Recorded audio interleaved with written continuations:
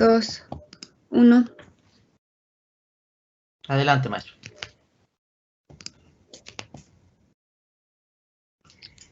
Bien, muy buenas tardes. Soy el doctor Humberto Nicolini.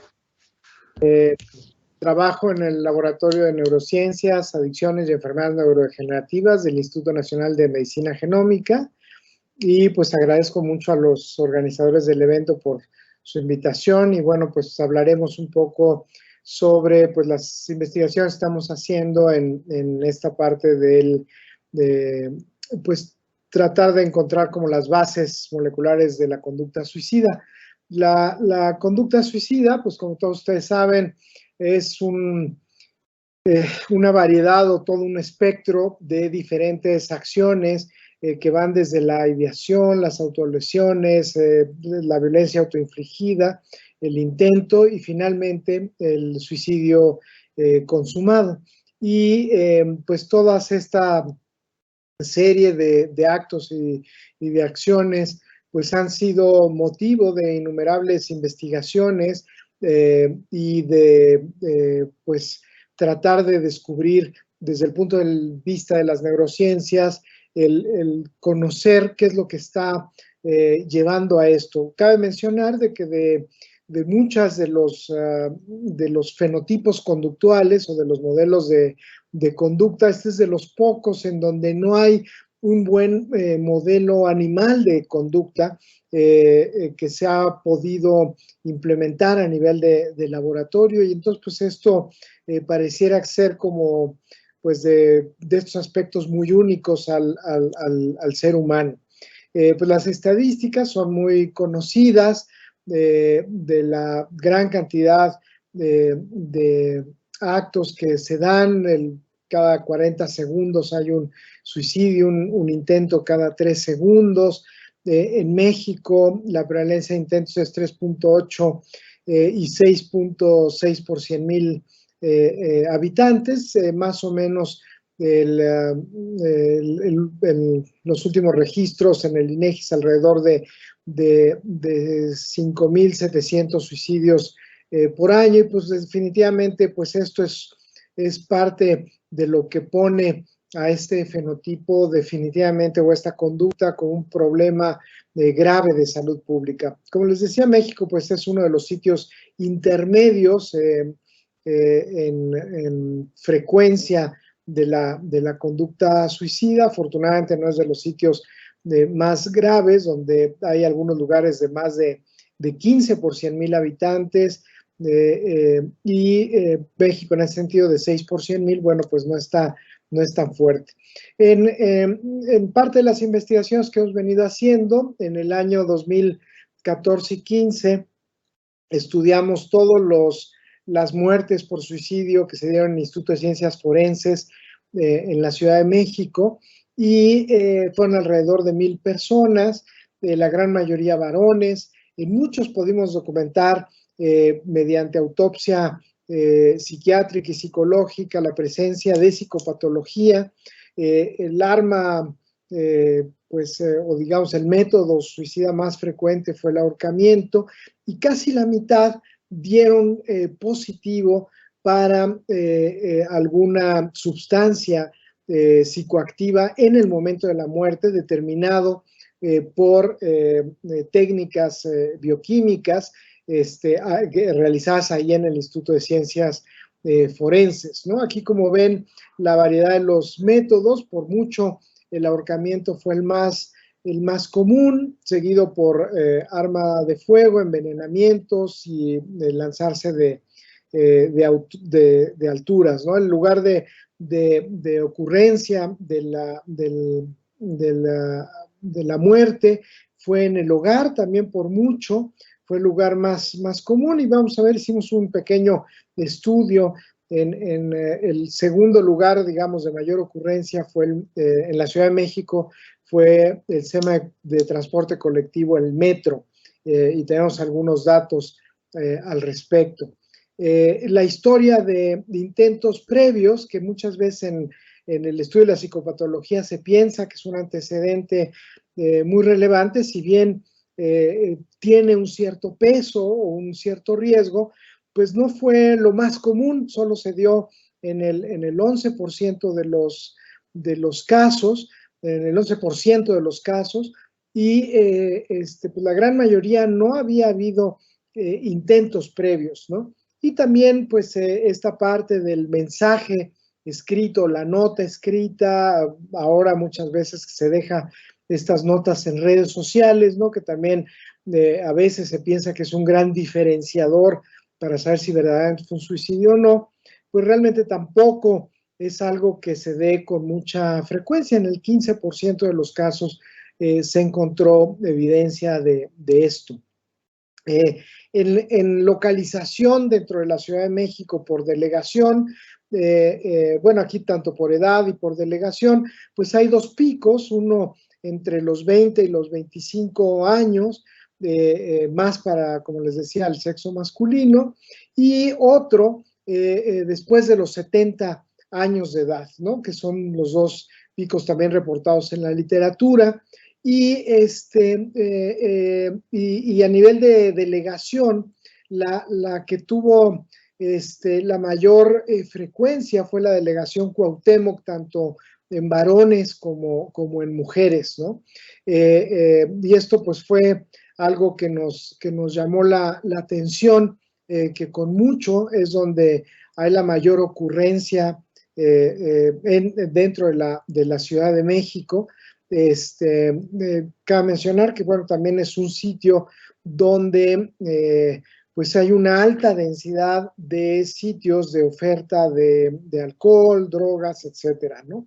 Y incluso hemos hecho un análisis de la frecuencia de homicidio y suicidio, ¿no? Y en el eje de las de X veo la tasa de homicidio y suicidio, y nuevamente el gráfico que nos arroja donde hay mayor confluencia de ambas conductas, nuevamente es la delegación Cuauhtémoc, ¿no? Entonces, pues es interesante esta aparte medioambiental, incluso al entender esto. Hablábamos de los sitios,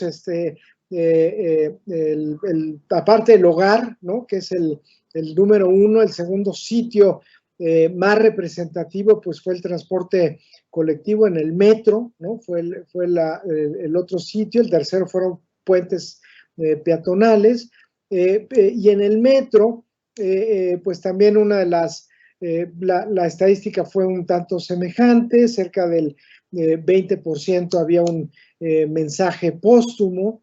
En muchas personas aquí no se pudo obtener, fue mucho menor aquí la frecuencia de antecedentes de comorbilidad psiquiátrica, menor que los que obtuvimos en las personas que llegaban en el hogar, digamos, ¿no? Pero también, digamos, un poquito menos también la frecuencia, pero estuvo alrededor igual del 50%, donde por evidencia químico-toxicológica encontramos que cerca de la mitad de las personas tenían alguna sustancia psicoactiva en el momento de la muerte. La gran mayoría fue alcohol, ¿no? Alcohol etílico, pero en muchos otros casos encontramos evidencia de cocaína, cannabinoides, anfetaminas, etcétera, ¿no? Entonces, pues bueno, también son datos interesantes que encontramos en las muertes por suicidio en el metro. Y bueno, como vemos, pues aquí es una conducta donde influyen desde luego factores ambientales. El uso de sustancias claramente es un modulador ambiental muy importante, pero desde el punto de vista neurobiológico, pues pensamos y se ha visto pues que es una de las conductas que cuando uno estudia a las familias hay evidencia de que hay una transmisión heredada de esto. Y parte de lo que, como ha pasado con otras enfermedades mentales, pues se han buscado las bases biológicas de esta, o los genes que están atrás de esto, e incluso tratar de desglosar un poquito más qué aspectos pueden estar presentándose en esto. Si es la impulsividad, la agresión, el manejo del enojo, la comorbilidad con las adicciones. O sea, ¿qué es lo que está facilitando este tipo de encuentros? O bien, incluso el procesamiento de ciertas rutas en específico, algunas rutas de neurotransmisores, pues las conocidas que están asociadas a la depresión, la serotonina, dopamina, GABA, glutamato, algunas que se han vinculado al estrés, ¿no? El colesterol, los lípidos, las vías de la neurogénesis, y luego, ¿qué nos dicen ya los estudios amplios de la búsqueda de genes a nivel de la transcripción de los genes, el epigenoma, etcétera, ¿no? Entonces, pues eso ha sido parte de la investigación. Por otro lado, pues, ¿qué áreas del cerebro es donde más nos interesa? Pues quisiéramos estudiar todo el cerebro y bueno, pues tal vez se hace una tarea para muchos años de investigación, pero decidimos pues el área donde habitualmente confluyen la impulsividad, la toma de decisiones y que se vuelve muy importante en la planeación, pues es la corteza prefrontal, y fue una de las regiones que decidimos focalizar para este tipo de investigaciones, ¿no? Entonces, como en mucho del estudio de la genómica de la conducta, pues se han encontrado que la presencia de variantes comunes, es decir, genes que todos poseemos, pero que dependiendo qué combinaciones tengamos, nos hacen más susceptibles a ciertas conductas que a otras.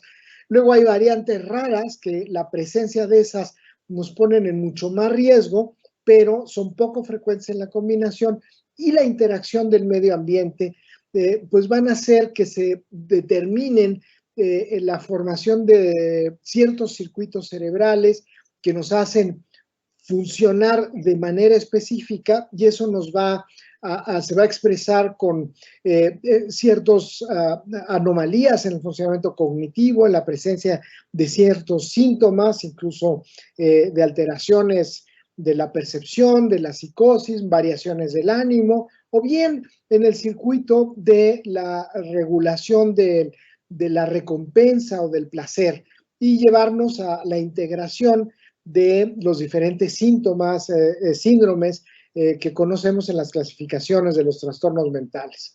Esto que se ha llamado la medicina de precisión, pues ha sido el que, al conocer toda esta variabilidad que tenemos en el cuerpo y que va a haber, pues no todas las personas vamos a tener la misma carga de estos elementos, ni carga biológica, ni estar expuestos a las mismas situaciones desde el punto de vista medioambiental. Entonces, a veces el tratar de establecer tanto tratamientos o medidas de prevención de forma general, pues se vuelve un poco impreciso, ¿no? Entonces, lo que busca la medicina de precisión es tratar de estratificar a las personas de acuerdo a su biología, pero también de acuerdo a tal vez estos efectos específicos medioambientales que los pongan en riesgos particulares, y la combinación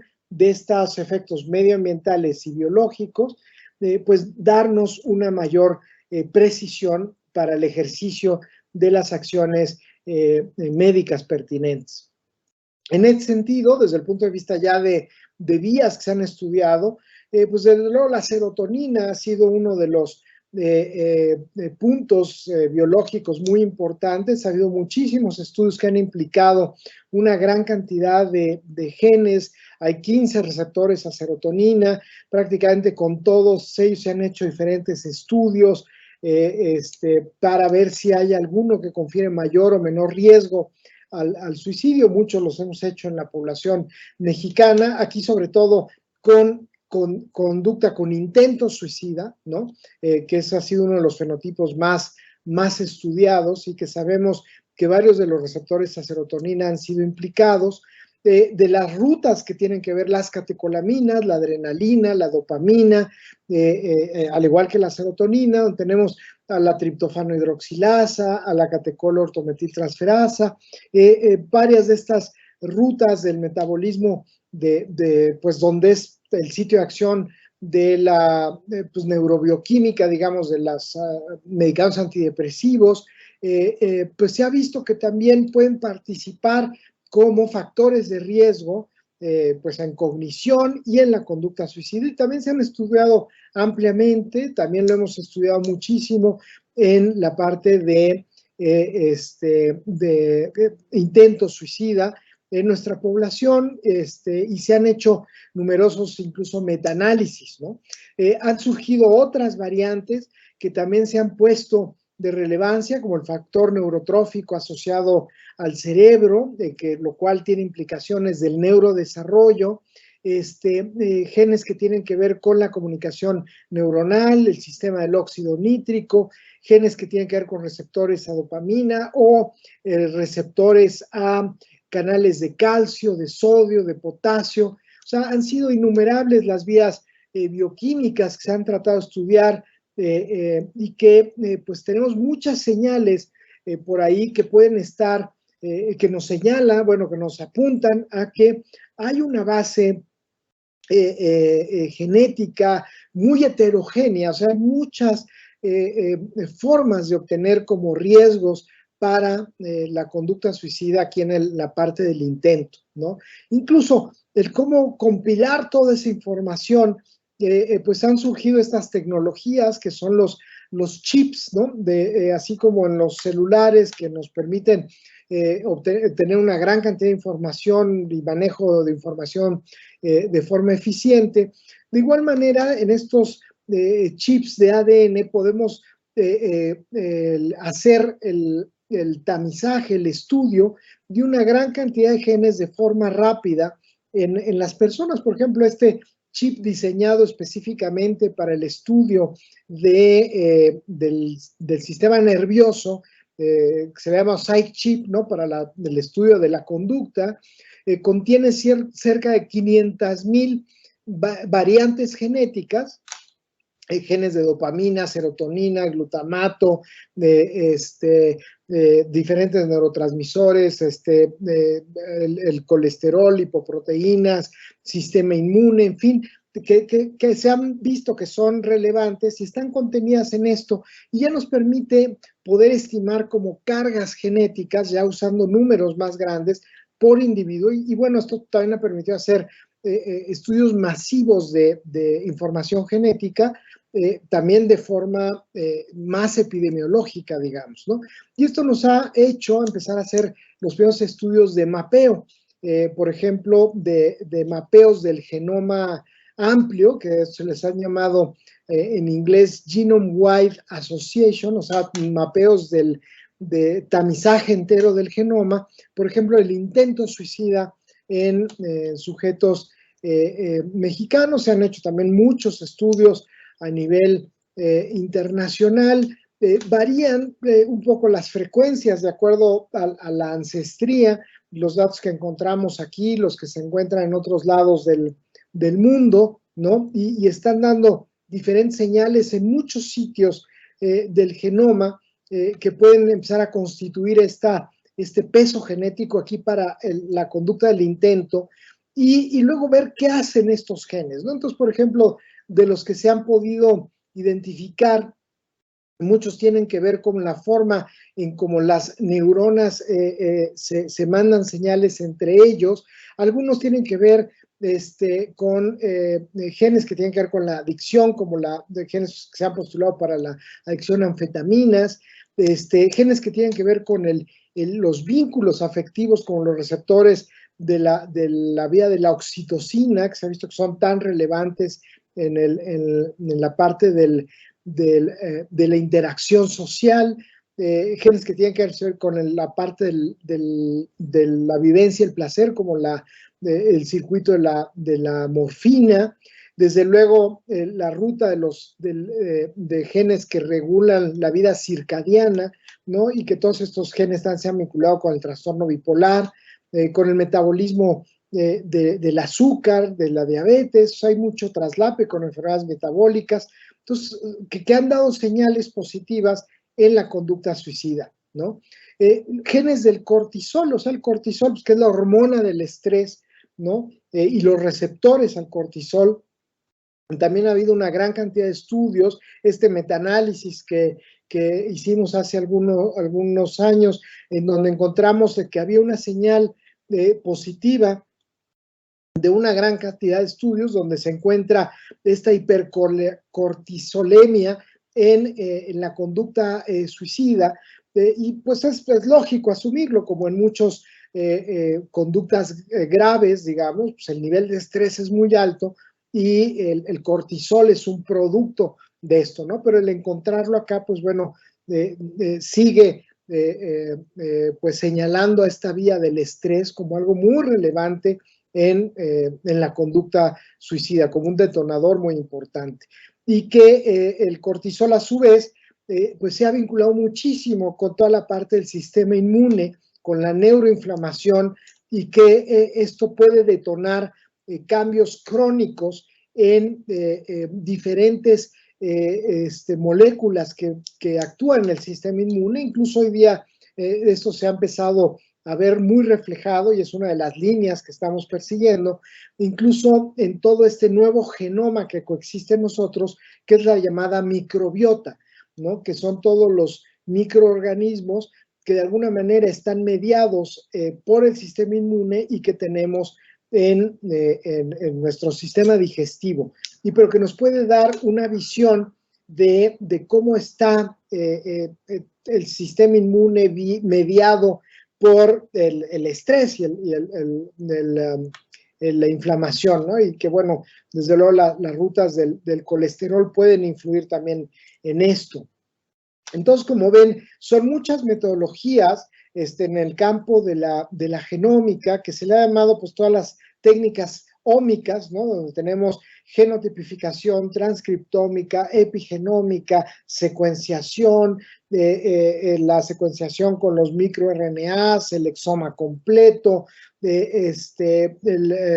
ahora secuenciación de células únicas, y todos los análisis bioinformáticos que se van realizando, y la combinación de todas estas, ¿no? El cómo empezamos a tener como en esta famosa imagen muy usada en la Gestalt, ¿no? Del jarrón de Rubin, en donde pues no es que haya dos imágenes o una gente ve una imagen o la otra, sino que hay la coexistencia del cáliz y los dos rostros, y lo mismo, podemos a un individuo verlo desde varias perspectivas ómicas, ¿no? Desde la metilómica, la transcriptómica, y esta información ser complementaria, y a veces simplemente coexistir de manera paralela, aun cuando no la podamos integrar y no nos haga sentido. De ahí propusimos el término de Gestaltomics, ¿no? Como la integración de la biología de sistemas para el estudio de los fenotipos neuropsiquiátricos, incluido la conducta suicida. Entonces, como les decía, pues bueno, también otra ventaja, digamos, aquí desde el punto de vista académico, a diferencia de otros fenotipos en la salud mental, es que, pues, como es en el suicidio consumado, pues tenemos acceso directo al tejido, podemos accesar al cerebro, que a veces es muy difícil hacer estudios directamente del cerebro, pues en otras trastornos de la conducta. Y esto pues también nos permite tener muestras directamente del órgano blanco de las personas que han fallecido por esta conducta, digamos. Entonces, en este estudio, pues hemos estado recopilando muestras de cerebro, claro, cada zona y cada estos son estudios costosos, entonces, pues ahorita, como les decía, nos hemos enfocado a la corteza prefrontal, al área 9 de Brodmann, y hemos hecho diferentes análisis con diferentes técnicas ómicas, ¿no? Para tratar de entender cómo estas firmas moleculares del suicidio, y tratar de entender si podemos separar mediante el análisis genómico a las personas que murieron por suicidio, personas que murieron de otras causas diferentes al suicidio, basados en los datos que nos arrojan los genes, ¿no? Y esto ha sido parte de esta investigación. Incluso hemos estratificado a las personas que han fallecido por suicidio con abuso de sustancias, sin abuso de sustancias. Tenemos controles que han muerto por otras causas no atribuibles al suicidio, accidentes, etcétera, y que no tenían rastros de sustancias aditivas, y gente que murió por un accidente, pero que venían con sustancias adictivas al momento del fallecimiento. Entonces, en ese sentido, hemos empezado a hacer estos contrastes, por ejemplo, en los patrones de transcripción a nivel de estudio. Hemos encontrado todos estos grupos de genes, ¿no?, que nos separan unos grupos de otro, principalmente que tienen que ver con genes que regulan la organización celular, la proliferación celular, el neurodesarrollo y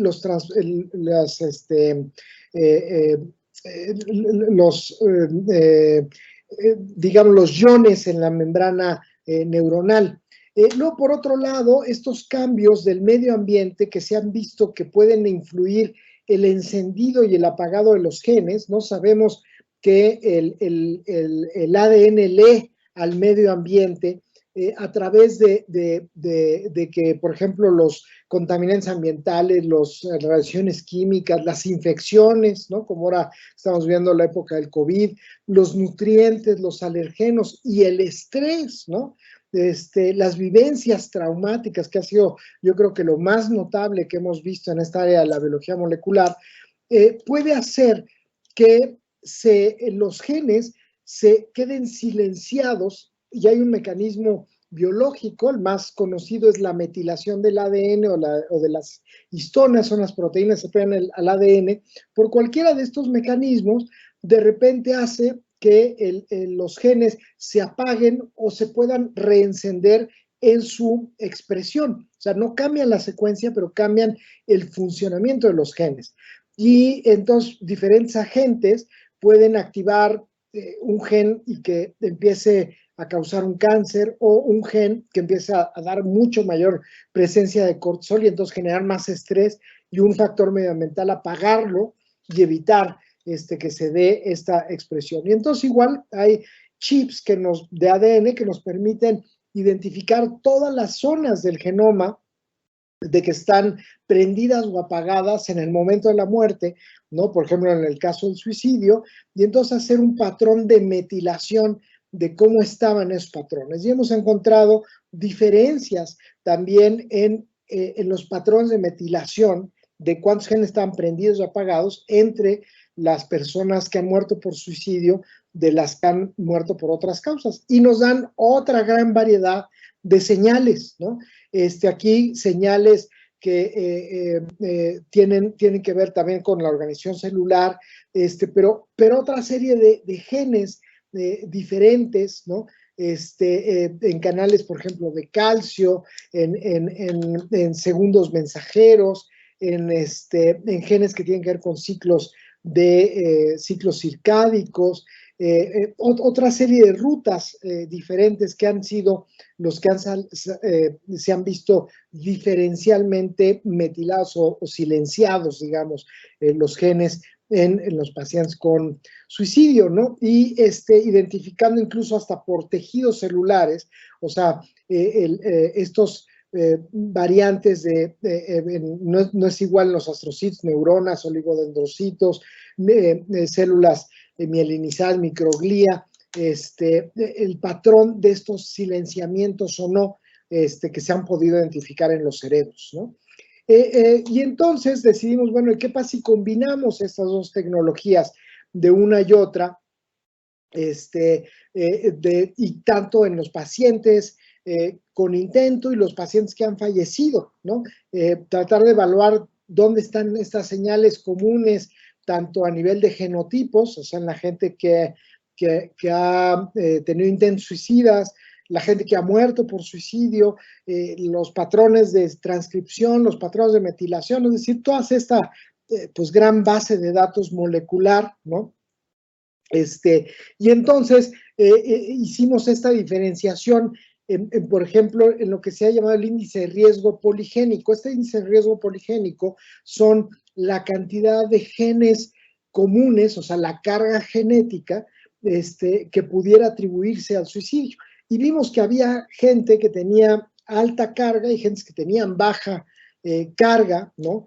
Comparados contra bases de datos internacionales, y que igual se podían hacer esta diferenciación entre los grupos y ver, por ejemplo, con qué patologías psiquiátricas se parecían. Y las dos que daban la señal más parecida fue con los trastornos afectivos, con el trastorno bipolar y con la esquizofrenia. Es decir, los genes, la carga genética que se ha encontrado de los altos portadores de genes de riesgo para suicidio, coinciden muchas de esas señales con los genes de riesgo también para esquizofrenia y trastorno bipolar. No quiere decir que sean los mismos, sino simplemente hay alta coincidencia en estos factores, digamos, bioinformáticos, que es el índice de riesgo poligénico, ¿no? Aunque hubo coincidencias también para muchas otras patologías, ¿no? Que vimos, que analizamos, ¿no? Las rutas también, aquí, bueno, un poquito las se vieron sobremetiladas, o sea, más apagadas y unas más encendidas, ¿no? Como les decía, son de diferentes actividades, ¿no? Que tienen que ver con la actividad celular al momento de la muerte. Y entonces empezamos a tratar de encontrar eso que les decía de la vía, una firma molecular. ¿Y para qué? Pues queremos entender esta neurobioquímica, pues sobre todo para tratar de proponer nuevos tratamientos, ¿no?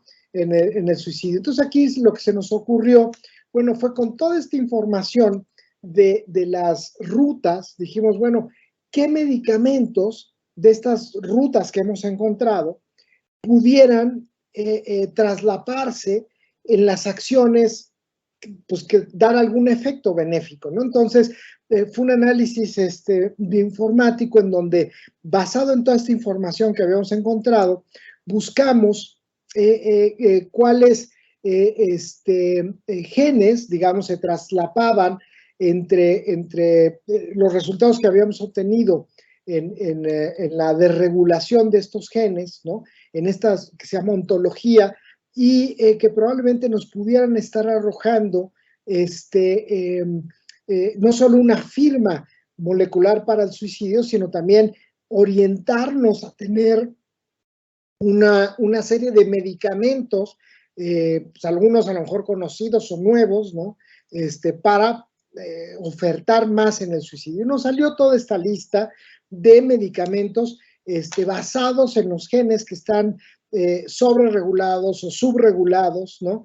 Y que pudieran ser de alguna manera usados, digamos, ¿no? Y hay algunos pues que no tienen, pues, o que no se han usado, digamos, algunos sí, la ketamina, la nortriptilina, el modafinilo, dextrometorfano, ¿no? De hecho, la ketamina hoy en día es uno de los tratamientos enormemente empleados, ¿no?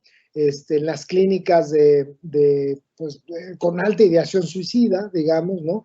Es un tratamiento que tiene sus peros por el potencial adictivo, inhibidores de la monoamina oxidasa como clobemida, minaprida, la tranilcipromina. Estos medicamentos, por ejemplo, ya no están en el mercado por tener una serie de efectos colaterales. Se usan algunos, pues, la selegina para el Parkinson, pero no se les ha dado tanto peso a eso por razones de mercadotecnia, y aquí vemos que pues, pudieran tener el acamprosato, ¿no? Que se usa mucho para el alcohol en otros países, aquí en México no hay, la lamotrigina, el topiramato, que son muy usados, ¿no? Y que pues justamente aquí la evidencia biológica pues nos señala que pueden ser fármacos que potencialmente tengan una función basada en estas firmas biológicas y que pues será cuestión de empezar a tratar de hacer nuevos diseños para el tratamiento de la conducta suicida, ¿no? Como les digo, abrir nuevas puertas, incluso para el diseño de nuevos medicamentos, pues que de alguna manera pudieran surgir o reforzar estudios a futuro de cómo pues tener alternativas para el tratamiento, pues que es finalmente hacia lo que vamos. Y bueno, estos son los colaboradores con quienes hemos hecho muchas de estas investigaciones en diferentes instituciones, en el Instituto de Ciencias Forenses, en diferentes universidades, hospitales, y en el Instituto Nacional de Medicina Genómica. Y también, bueno, en la Universidad de Texas con la doctora Walsh Valls, que ha sido una colaboradora muy, muy importante. Y bueno, con eso concluyo y pues no sé si hay un momento para algunas preguntas o comentarios. Muchas gracias. Muy bien, maestro. Vamos a ver si hay alguna pregunta. Yo ahorita le pregunto. Dice, ¿dónde podemos encontrar más relación? Pregunta la licenciada Elvia Cornejo. ¿Dónde podemos encontrar más información relacionada a este tema? Gracias. Sumamente interesante el estudio de la neurología relacionada con el suicidio.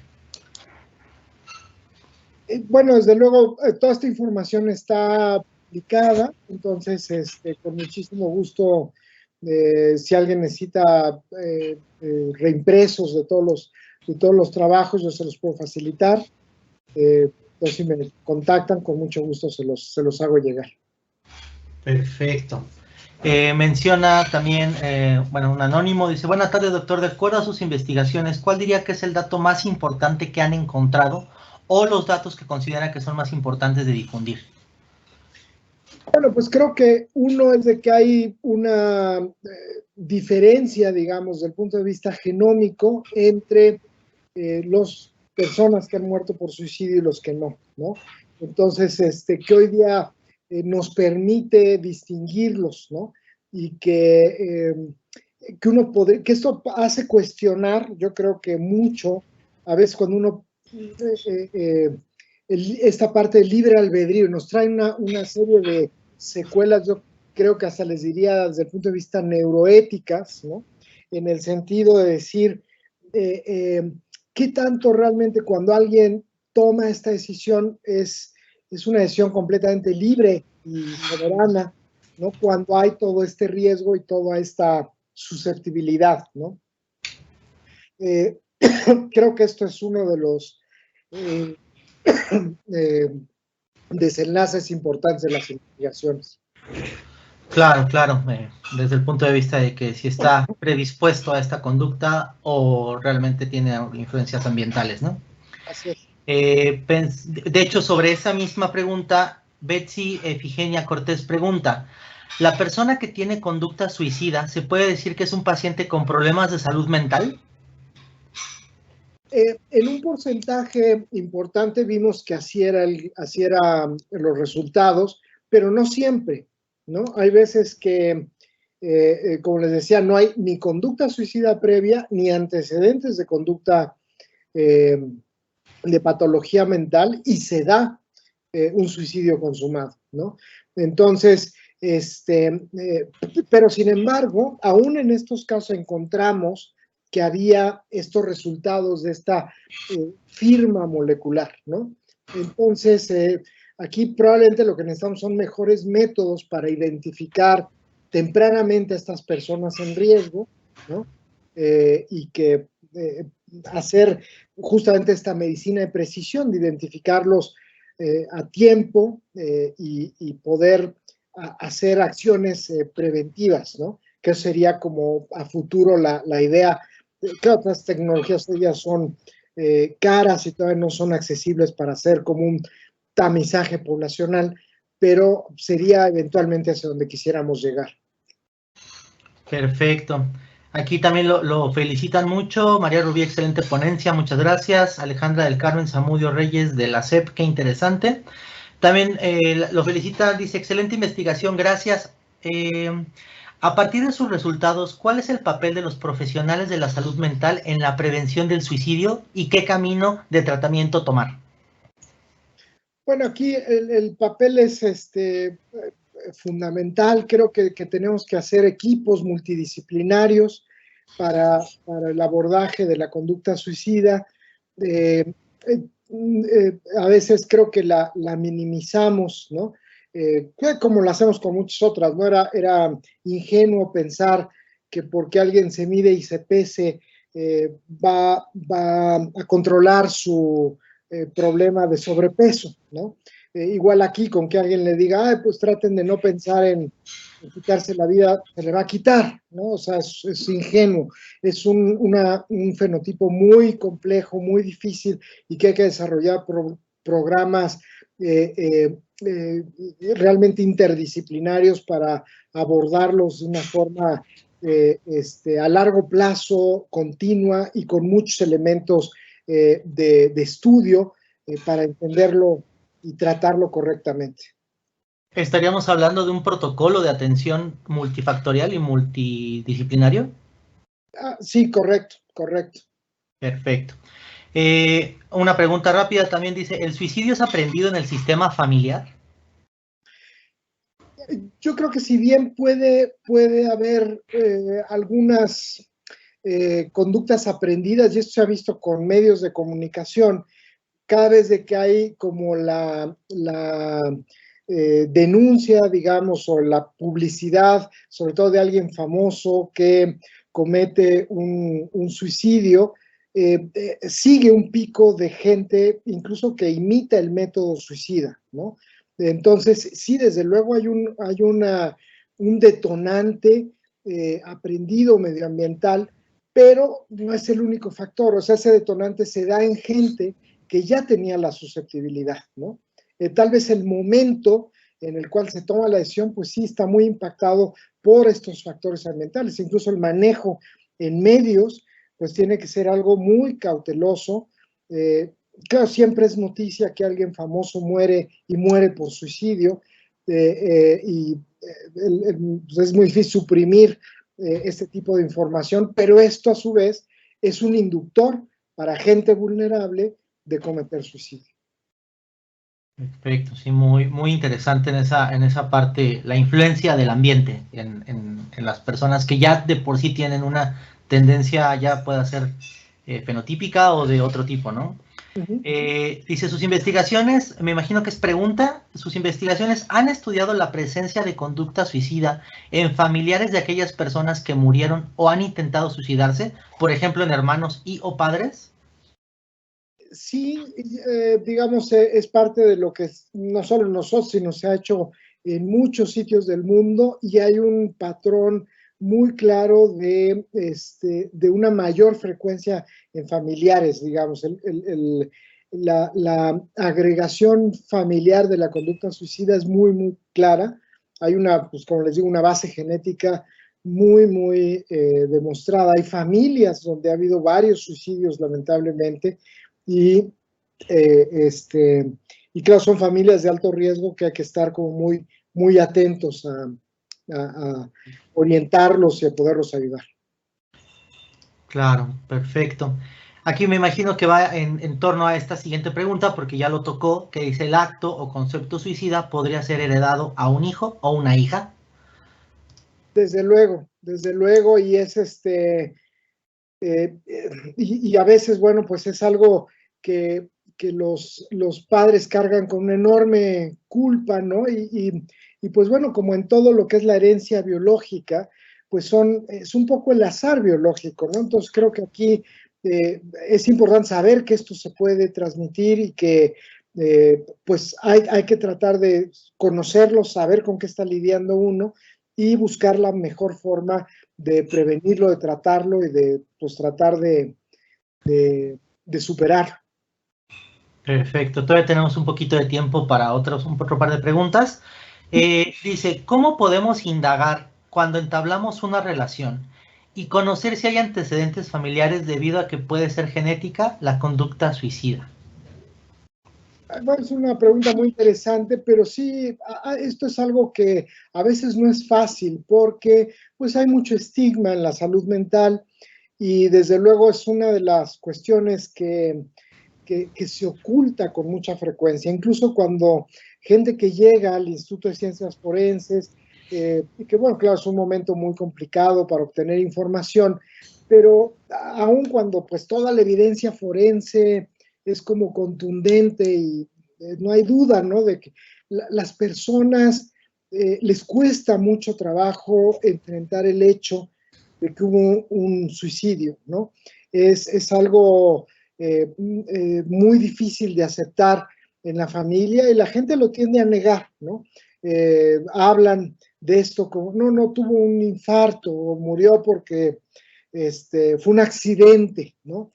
Pero es raro que las familias lo abren, se vuelven secretos familiares muy importantes. Tú sabes, cuesta muchísimo indagar esto. Incluso otro de los debates éticos es cuando esto se pueda indagar, se pueda hacer, qué tanto, por ejemplo, a lo mejor una empresa de seguros, ¿no? Lo empiecen a exigir, porque hoy día, por ejemplo, si alguien muere por suicidio, no pagan un seguro de vida, ¿no? Es otro de los castigos, estigmas. Y por supuesto, una aseguradora pues puede a lo mejor pedir estas pruebas genómicas y decir, no, pues si tiene esto, no se puede asegurar, no puede comprar un seguro de vida porque simplemente pues es un mal negocio para la empresa de seguros. Entonces, pues creo que todo esto nos va a traer una serie de... los avances de la medicina siempre vienen con muchos debates desde el punto de vista ético y que pues tenemos que discutir y arreglar y pues ver cómo conciliamos una cosa y otra, ¿no? Muchas religiones incluso también satanizan o condenan, ¿no? La conducta que a veces pues es un buen limitante o es algo que frena a la persona por su fe, ¿no? La creencia de que no, es que si muero así voy a tener una vida espiritual después terrible, ¿no? Y eso a veces lo limita, ¿no? Pero por otro lado, pues también ve uno que es la consideración de algo, no como una enfermedad, no como algo, una patología, sino como algo, pues como una condena moral, ¿no? Pues también desde ahí tenemos también una percepción, pues que choca un poquito con la visión científica. Ok, perfecto. Aquí tenemos otra pregunta que de hecho creo que se enarbola muy bien con la estadística acerca de que existen más hombres que cometen suicidio. Dice, ¿qué papel juega el sexo, me imagino que se refiere al género, en la base genética del suicidio? Sí, es importante. De hecho, o sea, no es que sea exclusiva de los hombres, pero sí es mucho mayor la cantidad de varones, ¿no? Porque pues, a final de cuentas es una muerte violenta, ¿no?